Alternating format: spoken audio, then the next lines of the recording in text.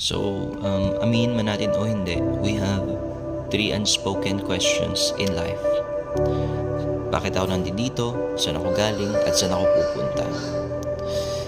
Now, the problem in this world is that yung mga answer sa mga question na yun is that hinahanap nila sa world, which is wrong source of information, instead of going back to their Creator, instead of asking God.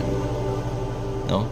Jesus said in John chapter 10 verse number 10, naparito ako upang magkaroon kayo ng buhay na kasiyasiya.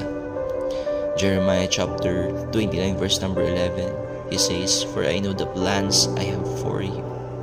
So see, answers comes from God. He is the right source, not into the world.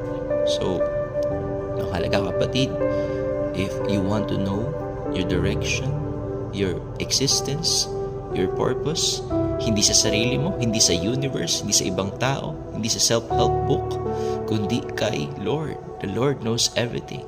The Lord knows your past, present, and future. And in fact, naka-ready na yung future mo. No? Meron ng mga nakahanda ang Lord para sa'yo. We just need to ask. So, nagrepent na ako sa Lord, pero nagawa ko pa rin magkasala. Makapatawad pa kaya ako ng Diyos? Now, let me share you this, my friend.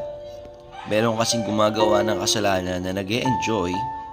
Meron din naman nagawa nila yung kasalanan, but at first they are struggling.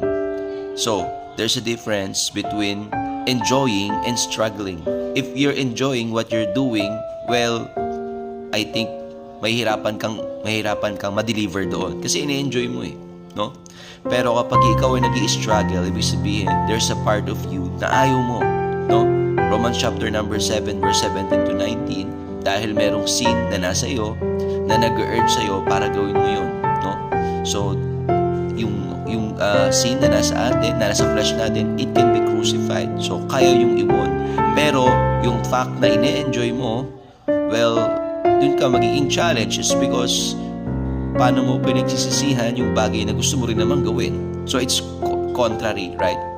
But, the Bible says, 1 John chapter 1 verse number 9, if we confess our sin, He is faithful and just to forgive us. Now, you confess the thing that you are struggling. You confess the thing na ayaw mo, na gusto mong ma-overcome.